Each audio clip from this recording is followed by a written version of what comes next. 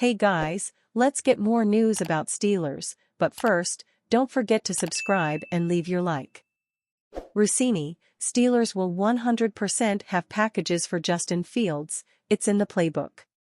NFL insider Diana Rossini and former NFL quarterback Chase Daniel debuted their Scoop City podcast on Tuesday morning, and Rossini wasted no time giving some interesting information about the Pittsburgh Steelers. While Rossini said training camp will be competitive, Russell Wilson be the starter, but that doesn't mean Justin Fields is just going to ride the pine. There's been talk about the team having specialized packages for Fields to utilize his mobility, and Rossini said that's going to be the case, with the team already having worked on those plays. Let's just make it clear. Russell Wilson is the starter. It's going to be a competitive training camp.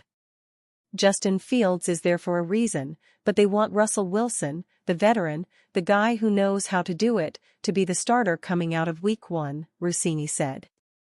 She expanded on Fields being there for a reason by talking about the packages Arthur Smith will use him in. We'll start with the idea of Justin Fields having some packages for him in this offense. 100% that is the plan, they've already worked on it. It's in the playbook. So you're going to see that in an Arthur Smith offense, and defensive coordinators around the league are all prepared for that. That is not news to them at all. ESPN's Jeremy Fowler reported that the teams around the league were preparing for the Steelers to use Fields inside the red zone, and that aligns at least with Rossini saying coordinators are prepared for Fields to have his own packages. Of course, being ready for it to happen and then executing when it actually does happen are two entirely different things, and it's going to be interesting to see if packages for Fields can be effective.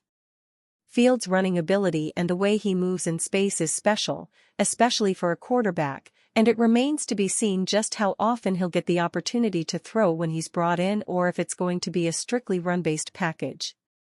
It would make sense if there were some RPOs or passing plays built in to keep defenses on their toes, and I'm sure Arthur Smith has some cool plays cooked up. Wilson also endorsed the idea of a package for Fields, so the decision won't ruffle any feathers in the quarterback room. At the end of the day, it looks like it could be a good move for the offense, but if the packages simply don't work, it's something the Steelers can try out and dump early in the season if the results aren't there. But using Fields' athleticism is never a bad idea, and it's certainly going to be worth a shot for the Steelers to see if they can maximize that and have him some make plays. Beat writer doubts if Dan Moore Jr. will even practice at RT, let alone start there. The Pittsburgh Steelers need to figure out what to do with Dan Moore Jr. during training camp. Realistically, he could be anywhere from starting at left tackle to off the roster by the end. One place Brian Batko doesn't expect to see him much, however, if at all, is at right tackle. Brian Batko, yes, I still think Troy Fautanu will be a Week 1 starter. But they aren't competing to be the RT, Batko wrote in a recent chat when asked about a competition at right tackle. Dan Moore almost certainly isn't going to play there, maybe not even practice there. So Fautanu has to be better at RT than Moore is at LT. Basically, he doesn't believe that Moore is Fautanu's challenger for the right tackle job, practically, and perhaps literally. Fautanu in that sense is only battling himself, and if he loses, Broderick Jones has to play there. The consequence would be Moore remaining in the Steelers' starting lineup at left tackle, with the rookie on the bench. And under this scenario, they would have to leave Jones on the right side when they want to move him. Despite years of practice, Moore has been open about the fact that he basically doesn't like playing right tackle. While he will begrudgingly say that he will play there if he has to, he certainly doesn't want to. And by all accounts, he has struggled to transition to playing there after playing left tackle all his life. Some believe the Steelers are fully committed to moving Broderick Jones to left tackle, which necessitates Dan Moore Jr. moving to right tackle and directly competing with Troy Fautanu to start at right tackle. Quite frankly, I don't know what the Steelers' plans are, and I'm not going to bother to guess. I can see it playing out in a number of ways, ending with Jones and Fautanu starting.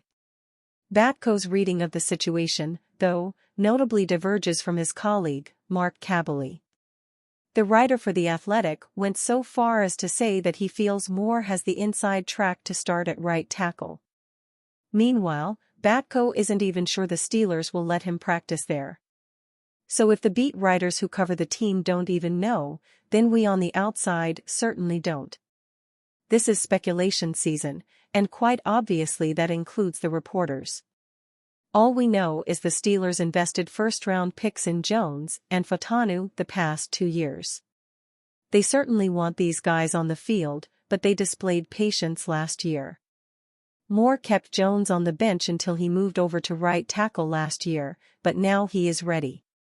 The question is, will Fautanu be ready for the start of the season when Jones wasn't?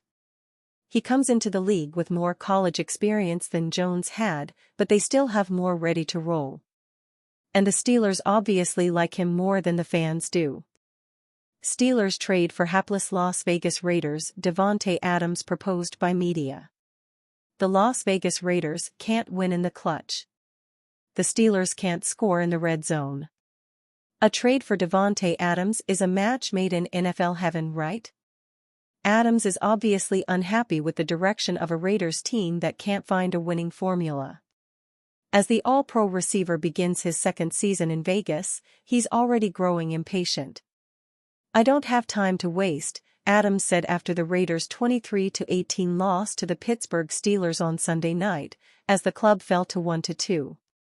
Except that an offense accustomed to being top-ranked when it comes to trips and red zone success, number 1 in 2021, is now ranked number 27 in the league when it comes to converting trips into TDs. A solid solution in Steelers? Let me touch the stone. And perhaps this should end there. In a salary cap situation, this seems more sensible than acquiring Adams, who is 30 years old and already earning, on paper, $28 million APY. However, the Steelers are being talked about by media outlets as a team that should pursue Adams in return. Our take?